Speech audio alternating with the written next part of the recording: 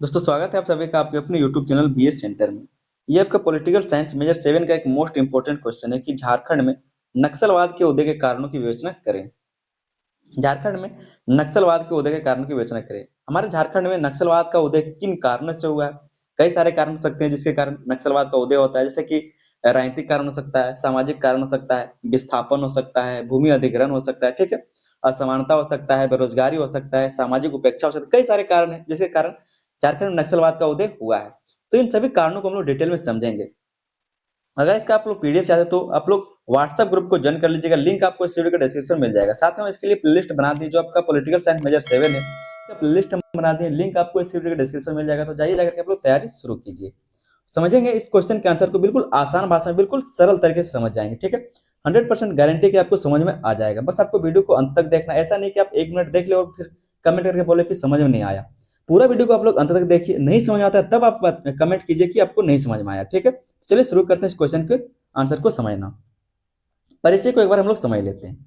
कहा जा रहा है कि झारखंड अपने प्राकृतिक संसाधनों, आदिवासी बहुलता और आर्थिक असमानताओं के लिए जाना जाता है। हम आपको बार बार बताते हैं कि जो आप क्वेश्चन का आंसर लिखते हैं एग्जाम में, जब आप आंसर लिखते हैं तो उसका लिखने का कुछ तरीका होता है। तो इस तरह से आप लोग कुछ इसके बारे में थोड़ा सा लिखिए। अगर डायरेक्ट नक्सलवाद के बारे में शुरुआत कर देंगे कि कैसे हुआ था तो कोई मतलब बना इसका। इसके बारे में पहले लिखिए, झारखंड के बारे में लिखिए, इसकी बनावट के बारे में लिखिए कि यहाँ पर नक्सलवाद क्यों हो सकता है। तो इसके बारे में थोड़ा सा आप लोग परिचय दीजिए, ठीक है। इसीलिए कहा जा रहा है कि झारखंड अपने प्राकृतिक संसाधनों, आदिवासी बहुलता और आर्थिक असमानताओं के लिए जाना जाता है। हालांकि इन प्राकृतिक और सामाजिक संपत्तियों के बावजूद राज्य में गरीबी, बेरोजगारी और विस्थापन जैसी समस्याएं व्यापक हैं। हालांकि इन प्राकृतिक और सामाजिक संपत्तियों के बावजूद भी राज्य में क्या है, तो गरीबी है, बेरोजगारी और विस्थापन जैसी समस्याएं देखने को मिलती रहती है। इन कारणों से यहाँ नक्सलवाद यानी सशस्त्र विद्रोह और माओवादी आंदोलन उभरा। और इन्हीं कारणों से क्या है, तो यहाँ पर नक्सलवाद या फिर सशस्त्र विद्रोह या फिर माओवादी आंदोलन उभरा है। तो इस तरह से हम लोग आंसर को लिखना शुरू करेंगे। आगे इसमें कहा जा रहा है कि नक्सलवाद मुख्य रूप से राज्य और केंद्र सरकार के खिलाफ असंतोष, भूमि और संसाधन विवाद और सामाजिक न्याय की मांग के कारण उत्पन्न हुआ है। क्या कहा गया कि जो नक्सलवाद है वो मुख्य रूप से किस तरह से हुआ, तो राज्य और केंद्र सरकार के खिलाफ असंतोष के कारण हुआ है, भूमि और संसाधन विवाद के कारण हुआ है और सामाजिक न्याय की मांग के कारण उत्पन्न हुआ है। तो इस तरह से जो नक्सलवाद है झारखंड में इसका उदय हुआ है। आगे हम दोस्तों पॉइंट बना करके झारखंड में नक्सलवाद के उदय के क्या कारण रहे हैं। झारखंड में नक्सलवाद के उदय के क्या क्या कारण रहे हैं। पहला जो हमारा कारण हुआ है आर्थिक असमानता और गरीबी। आर्थिक असमानता और गरीब जिसके कारण झारखंड में नक्सलवाद देखने को मिलता है। कहा जा रहा है कि झारखंड के आदिवासी और ग्रामीण क्षेत्रों में गरीबी बहुत अधिक है। जो झारखंड का आदिवासी क्षेत्र है, जो ग्रामीण क्षेत्र है, वहां पर गरीबी बहुत ही ज्यादा है। बेरोजगारी और सीमित आर्थिक अवसरों के कारण लोग लगातार आर्थिक दबाव में रहते हैं, क्योंकि यहाँ पर रोजगार नहीं है, आर्थिक दबाव है, अवसर नहीं मिल पाते लोगों को, ठीक है, जिसके कारण लोग आर्थिक दबाव में ही रहते हैं। औद्योगिकरण और खनन का लाभ केवल बड़े उद्योगपतियों तक सीमित रहा, जिससे आम जनता में असंतोष पैदा हुआ। और जो भी यहाँ पर उद्योग लगाए गए, जो भी यहाँ पर खनन किए जाते, जो भी यहाँ पर संसाधन निकलते हैं, उनका फायदा सिर्फ बड़े बड़े उद्योगपतियों को होता है, जो बड़े व्यापारी उनको होता है, ठीक है, सरकार को होता है। लेकिन जो यहाँ के आम लोग हैं, जिनका ये संसाधन है, जिनका अधिकार है, उनको फायदा नहीं हो पाता। तो ये जो आर्थिक असमानता और गरीबी, ये झारखंड में नक्सलवाद का उदय का कारण बनता है। दूसरा जो कारण है झारखंड में नक्सलवाद के उदय का, वह भूमि अधिग्रहण और विस्थापन। भूमि का अधिग्रहण और विस्थापन, लोगों का क्या है, जो यहाँ के जो लोग हैं, जो झारखंड के मूलवासी है, उनके जमीनों को बड़े बड़े कंपनियों के द्वारा या फिर सरकार के द्वारा हथिया लिया जा रहा है। सरकार के द्वारा हथियाने का मतलब है कि सरकार ले करके फिर बड़े बड़े उद्योगपतियों को दे दे रहा है, ठीक है। जिसके कारण जो वहाँ के मूलवासी हैं, जो वहाँ के रहने वाले लोग हैं, उनको विस्थापन करना पड़ा, उनको प्रवास करना पड़ा, दूसरे जगह पर रहना पड़ रहा है। तो भूमि अधिग्रहण और विस्थापन भी झारखंड में नक्सलवाद के उदय का एक कारण रहा है। खनिज और औद्योगिक परियोजनाओं के कारण आदिवासी और ग्रामीण लोग अपनी जमीन और जंगल खो चुके हैं। खनिज और औद्योगिक परियोजनाओं के कारण क्या है, तो जो आदिवासी और ग्रामीण लोग हैं वो अपनी जमीनों को खो चुके हैं, अपने जंगलों को खो चुके हैं। इससे उनका पारंपरिक जीवन और आजीविका प्रभावित हुई और लोगों में नाराजगी बढ़ी। इससे क्या था, जो भी उनका पारंपरिक जीवन था, आजीविका था, वो प्रभावित हुआ और लोगों में क्या है, नाराजगी बढ़ी। असंतोष का यह तनाव नक्सलवाद के लिए जमीन तैयार करता है। और जो असंतोष पैदा होता है लोगों में सरकार के कारण, जो असंतोष पैदा होता है, वही नक्सलवाद के लिए जमीन तैयार करता है, मतलब नींव तैयार करता है, ठीक है। विस्थापन का मतलब ये थोड़ी है कि सिर्फ विस्थापन करके वहां पर लोग चले गए और कमाने लगे। विस्थापन का मतलब है कि आपका पूरा संसार छूट गया। आप जो वहां पर काम कर रहे थे वो चला गया, आपके बच्चे जहां पर पढ़ रहे थे वो चला गया, आपका कमाने खाने का जो जरिया था वो चला गया, ठीक है। जो भी स्वास्थ्य का व्यवस्था था वो पूरा नष्ट कर दिया, मतलब कोई भी तरीके से आपको रहने नहीं दिया। विस्थापन का मतलब होता है आपको फिर से नई जिंदगी की शुरुआत करनी पड़ेगी, जिसके कारण क्या तो असंतोष पैदा होता है। तीसरा जो कारण है झारखंड में नक्सलवाद के उदय का वो है सामाजिक उपेक्षा। सामाजिक उपेक्षा, आदिवासी, दलित और पिछड़े वर्ग लंबे समय तक सामाजिक दृष्टि से उपेक्षित रहे हैं। सामाजिक दृष्टि से उपेक्षित रहे मतलब इनका मजाक बनाया जाता रहा है, इनको निचली जाति का समझा जाता रहा है। इसलिए कहा जा रहा है कि आदिवासी, दलित और पिछड़े वर्ग लंबे समय तक सामाजिक दृष्टि से उपेक्षित रहे हैं। सरकारी योजनाएं अक्सर इन वर्गों तक पूरी तरह नहीं पहुंच पाती, और जो भी सरकारी योजनाएं हैं वो अक्सर इन वर्गों तक पूरी तरीके से नहीं पहुंच पाता है। इस उपेक्षा ने लोगों में असंतोष और विद्रोह सोच को जन्म दिया है। और इस उपेक्षा ने क्या किया तो लोगों को असंतोष किया है, ठीक है, मतलब लोगों में असंतोष पैदा किया है और विद्रोही सोच को जन्म दिया है। तो जो सामाजिक उपेक्षा की गई वो भी झारखंड में नक्सलवाद का एक उदय का कारण रहा है। नेक्स्ट हम लोग देख लेते हैं जो चौथा इसका कारण रहा है वो है राजनीतिक उपेक्षा और अस्थिरता। राजनीतिक उपेक्षा और अस्थिरता, राजनीतिक दल और सरकार अक्सर स्थानीय समस्याओं और मांगों की अनदेखी करते हैं। जो राजनीतिक दल है और जो सरकार है वो अक्सर स्थानीय समस्याओं और मांगों की अनदेखी करते रहे हैं। मतलब जो लोगों की मांग, जैसे किसी भी कंपनी को आपने जमीन दे दी, सरकार ने किसी भी कंपनी को जमीन दे दिया, लेकिन लोगों का मांग है कि उस जमीन को वहां पर ना दिया जाए, वहां पर खनन गतिविधि ना किया जाए, वहां पर फैक्ट्री ना लगाया जाए। इसके बावजूद जो राजनीतिक लोग हैं, जो राजनीतिक लोग हैं, जो सत्ता के लोग हैं, वो क्या करते हैं, उनके मांगों को अनदेखी करते रहते हैं। बार बार सरकार बदलने, भ्रष्टाचार और प्रशासन कमजोरी ने जनता का विश्वास कम किया। और बार बार क्या तो सरकार बदल जाता है, और अगर कोई ऑफिसर वहां पर है तो ऑफिसर अगर कोई ईमानदार रहा तो उसको ट्रांसफर कर दिया जाता है, या फिर कोई घूसखोर है तो तब तो चल ही रहा है, घूस लेकर के वो चला ही रहा है। तो बार बार सरकार बदलने, भ्रष्टाचार होने से, प्रशासनिक कमजोरी से जनता का विश्वास कम हुआ है, ठीक है। इस स्थिति ने विद्रोह और नक्सली आंदोलनों को बढ़ावा दिया है, और इसी स्थिति ने विद्रोह को बढ़ावा दिया और नक्सली आंदोलनों को बढ़ावा दिया है, ठीक है। तो इस तरह से नक्सलवाद का उदय हुआ है झारखंड में। नेक्स्ट जो हम लोग पॉइंट समझेंगे झारखंड में नक्सलवाद के उदय का वो है शिक्षा और जागरूकता की कमी। यहाँ पर शिक्षा और जागरूकता की कमी है। ग्रामीण और आदिवासी क्षेत्रों में शिक्षा का स्तर बहुत कम है। इस कारण लोगों में अपने अधिकारों और लोकतांत्रिक प्रक्रियाओं के प्रति जागरूकता नहीं थी। ऐसा नहीं कि ये जो शिक्षा और जागरूकता की कमी है इसके कारण नक्सलवाद का उदय होता है। जो पढ़े लिखे लोग होते हैं वो भी इसमें शामिल होते हैं, जो अच्छे लोग हैं, जो कह सकते हैं जागरूक लोग हैं, वो भी इसमें शामिल होते हैं, ठीक है। तो ये पूरी तरीके से सही नहीं है। कहा जा रहा है कि ग्रामीण और आदिवासी क्षेत्रों में शिक्षा का स्तर बहुत कम है। हालांकि ये सही बात है कि अगर शिक्षा का कमी रहे, जागरूकता का कमी रहे, तो कह सकते हैं कि विद्रोह किया जा सकता है, मतलब नक्सलवाद किया जा सकता है, लेकिन ये पूरी तरीके से सच नहीं होता। इस कारण लोगों में अपने अधिकारों और लोकतांत्रिक प्रक्रियाओं के प्रति जागरूकता नहीं थी। नक्सली विचारधारा ने इस जागरूकता की कमी का फायदा उठाकर उन्हें आंदोलनों में शामिल किया, और जो भी नक्सली विचारधारा थे उन्होंने क्या है तो इस जो जागरूकता का कमी था उसका फायदा उठा करके उनको क्या है तो अपने नक्सली में शामिल कर लिया, ठीक है, उनको आंदोलन में शामिल कर लिया। तो शिक्षा और जागरूकता का कमी इस चीज में दिखाया जा रहा है कि अगर आपके पास जागरूकता नहीं, अगर आपके पास शिक्षा नहीं, तो सही गलत का फर्क नहीं कर पाते, जिसके कारण आपको गलत रास्ते पर लोग ले जाता है।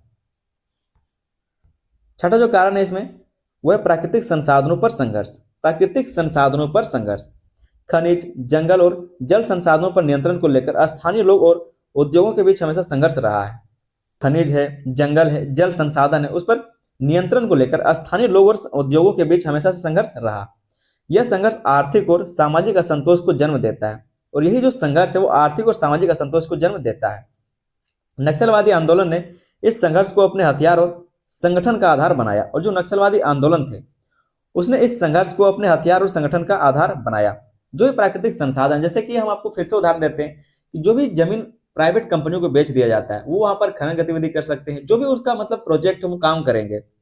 तो लोगों का मानना है, जो भी वहाँ के मूलवासी है, जो भी आदिवासी समुदाय के लोग या फिर जो भी वहाँ के ग्रामीण लोग हैं, जो भी मूल समुदाय के लोग हैं, वहाँ के जो भी वहाँ के रहने वाले लोग हैं, वो क्या छोड़ देंगे, अपने जमीन को नहीं छोड़ना चाहते, अपने जमीन को नहीं छोड़ना चाहते, अपने जंगल जल को नहीं छोड़ना चाहते, जिसके कारण संघर्ष देखने को मिलता है, चाहे वो आर्थिक संघर्ष हो या फिर सामाजिक असंतोष, ये सब देखने को मिलता है। और जिसके कारण जो नक्सलवादी आंदोलन है उसको, उन सब मुद्दों को उसने क्या किया तो संघर्ष का हथियार बनाया और संगठन का आधार बनाया, जिसके कारण ये सब देखने को मिलता है, नक्सलवाद का उदय देखने को मिलता है। सातवां जो इसका कारण है वो है सांस्कृतिक अस्मिता और पहचान का संकट। सांस्कृतिक अस्मिता और पहचान का भी संकट है। अगर सांस्कृतिक अस्मिता, अस्मिता का मतलब क्या होता है, जो भी इज्जत है, ठीक है, अस्मिता का मतलब इज्जत, सांस्कृतिक अस्मिता, जो भी उनकी संस्कृति है वो संकट में है, जो भी उनका पहचान है वो संकट में है, जिसके कारण भी नक्सलवाद का उदय हुआ है। आदिवासी समुदाय अपनी भाषा, संस्कृति और परंपराओं की रक्षा करना चाहता है। जो भी आदिवासी समुदाय के लोग हैं वो अपनी भाषा का, संस्कृति का, परंपराओं की रक्षा करना चाहते हैं। जब उनकी सांस्कृतिक पहचान और पारंपरिक जीवन शैली खतरे में महसूस हुई तो लोगों में विद्रोही प्रवृत्ति मजबूत हुई, कोई भी लोग अगर अपनी धर्म को, अपने परंपराओं को, अपनी संस्कृति को खतरे में देखेगा तो जाहिर सा बात है कि वो अपना हथियार उठाएगा अपनी संस्कृति को बचाने के लिए, अपनी संस्कृति को मजबूत करने के लिए, अपनी अस्मिता के लिए, अपनी इज्जत के लिए। इसने नक्सलवाद को एक सामाजिक आधारित आंदोलन का रूप दिया। इसने क्या है, तो नक्सलवाद को एक सामाजिक और आधारित आंदोलन का रूप दिया है। तो ये भी एक कारण रहा है। आठवां जो कारण रहा है वो है सामाजिक न्याय की मांग। सामाजिक न्याय की मांग, जातीय और वर्गीय असमानताओं के कारण लोग समानता और न्याय की मांग कर रहे थे। जातीय और वर्गीय असमानताओं के कारण लोग समानता का, न्याय की मांग कर रहे थे, समानता और न्याय का मांग कर रहे थे। नक्सलवादी आंदोलन ने उनके अधिकारों और न्याय की मांग को सशस्त्र रूप से उठाया। जो नक्सलवादी आंदोलन है उसने क्या किया, तो उनके अधिकारों को, उनके न्याय की मांग को सशस्त्र रूप से उठाया, मतलब सशस्त्र रूप से उनको उठाया गया। जो भी मतलब मान सकते हैं कि कोई भी डिमांड अगर लोगों के द्वारा किया जा रहा है तो उनको क्या कर, धरना कर सकता है, वो लोग सरकार तक अपनी बातों को रख सकता है। लेकिन अगर नहीं मान रहा सरकार तो क्या करेगा, सशस्त्र विद्रोह करना पड़ेगा, ठीक है, तो वही किया गया। नक्सलवादी आंदोलन ने उनके अधिकारों और न्याय की मांग को सशस्त्र रूप से उठाया। यह आंदोलन आदिवासी और गरीब वर्ग के लिए न्याय की आवाज बन गया, और ये जो आंदोलन किया गया इनके द्वारा वो आदिवासी और गरीब वर्ग के लिए न्याय का आवाज बन गया, जिसके कारण लोग इसमें और शामिल हो गए। तो इस तरह से झारखंड में नक्सलवाद का उदय हुआ। आगे हम देख रहे थे, जो 9वां पॉइंट है इसमें वो है बेरोजगारी और युवाओं का असंतोष। बेरोजगारी और युवाओं का असंतोष भी नक्सलवाद के उदय का एक महत्वपूर्ण कारण रहा है। राज्य में युवाओं के लिए पर्याप्त रोजगार नहीं था। राज्य में युवाओं के लिए पर्याप्त रोजगार नहीं था। बेरोजगारी और भविष्य के असुरक्षित होने की भावना ने युवा वर्ग में असंतोष पैदा किया। नक्सली संगठन ने युवाओं को संगठित कर आंदोलन में शामिल किया, और जो नक्सली संगठन थे उसने युवाओं को संगठित किया और आंदोलन में शामिल कर लिया। तो ये भी एक कारण रहा था झारखंड में नक्सलवाद के उदय के। 10वां जो पॉइंट इसमें हम लोग लिखेंगे वो है प्रेरणा और बाहरी प्रभाव। प्रेरणा और बाहरी प्रभाव भी इसको नक्सलवाद के उदय के कारण को बनाता है। छत्तीसगढ़, ओडिशा और बिहार के नक्सली आंदोलनों ने झारखंड के विद्रोहियों को प्रेरित किया। जो भी यहाँ पर विद्रोह किए जा रहे थे उनके आंदोलन ने झारखंड के जो विद्रोही थे उनको प्रेरित किया। इसने नक्सलियों को संगठन और रणनीति तैयार करने में मदद की। इसने क्या है, तो जो नक्सली थे उनके संगठन को, उनके रणनीति तैयार करने में मदद की, क्योंकि पहले से हो रहा था तो उनको देख करके रणनीति तैयार कर लिया गया। बाहरी सफल आंदोलनों का प्रभाव झारखंड के आंदोलन को मजबूती प्रदान करता है, और जो बाहरी सफल आंदोलन है उनका प्रभाव झारखंड के आंदोलन को मजबूती प्रदान करता है।